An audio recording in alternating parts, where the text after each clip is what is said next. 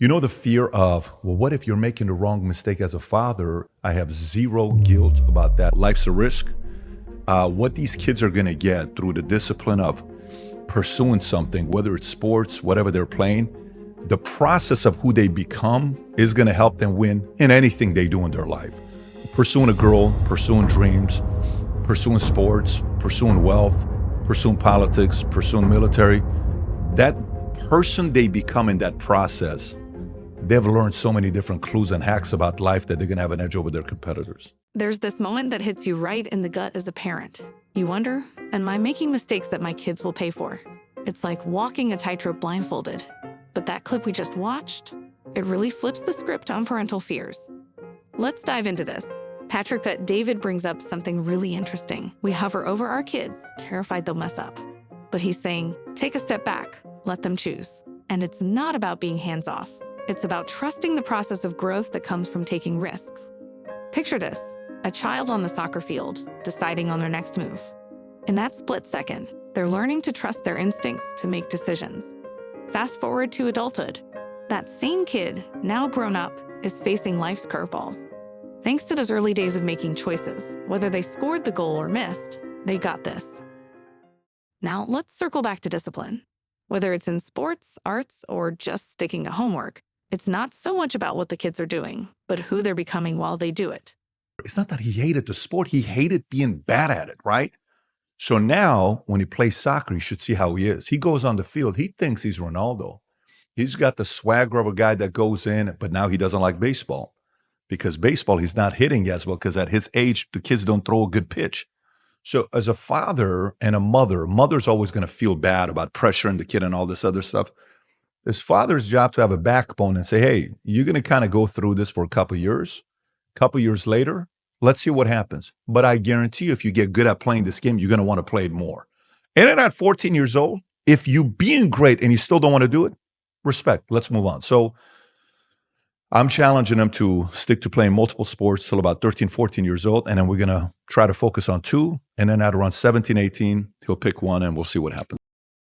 The sweat, the setbacks, the small victories, they're picking up life hacks without even realizing it. It's fascinating when you think about it. In aiming to be good parents, do we actually need to take a step back sometimes? Seems like a paradox, but maybe it's the secret sauce to raising kids who can not just dream big, but chase those dreams with all they've got. You see, as Mr. Bet-David insightfully suggests, it's not just the victories we cheer for. It's the entire journey, those grueling practices, the missed opportunities, and yes, even those choices that lead to disappointment. It's all part of a larger narrative where we parents aren't the sole authors. Our kids, they're writing their own chapters with every decision shaping their story. I had a conversation with my son, Dylan. We're talking about IMG. You know, IMG, the program, I don't know if you guys know IMG, like soccer, you know, they go live on the campus, $85,000 a year, and they're doing the sports. I'm like, Dylan, would you be open to the idea of changing schools? Because they're all going to the same schools. They all see each other and it's like safe. They love it. I said, what if you get recruited by the best soccer high school and this soccer high school needs you to go to the school in 9th grade or 10th grade and you're not going to see your brother and sister anymore? What are you going to do about it? He takes a second to think about it. He says, I would go. That's a good answer. Good. You're thinking the right way. And I'm having this conversation with all of them together. Think about it. When we discuss these moments at the dinner table or during a car ride, we're doing more than passing the time. We're engaging in a powerful exchange, planting seeds of wisdom, encouraging critical thinking, and reinforcing the idea that their choices have power, both now and later on in life. And sure, it's a balancing act. We might feel a twinge in our hearts watching them take a path we wouldn't choose for them. But that's the beauty and the challenge of parenting, isn't it? Knowing when to hold on and when to let go, and understanding that sometimes the lessons learned from a tough break are what lead to the greatest growth. In light of this, consider the moments you're giving your children to lead the way. It's in these moments that we're nurturing future leaders, innovators, and compassionate citizens.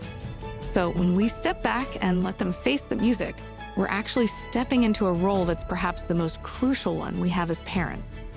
The role of a guide who's preparing their child to not just face the world, but to embrace it with open arms and a ready heart. Thanks for watching and joining in on this crucial dialogue about raising the next generation. Remember, every conversation with your child is a building block for their future. So keep talking, keep listening, and keep guiding with love and wisdom.